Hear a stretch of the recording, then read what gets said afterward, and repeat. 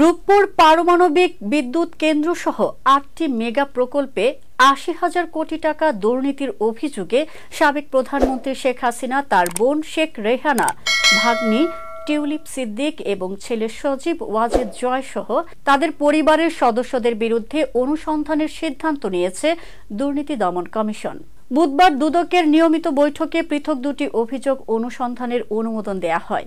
এর মধ্যে একটি অভিযোগে ৫৯,০০০ কোটি টাকা এবং অন্যটিতে ২১,০০০ কোটি টাকা দুর্নীতির ঘটনা উল্লেখ করা হয়েছে।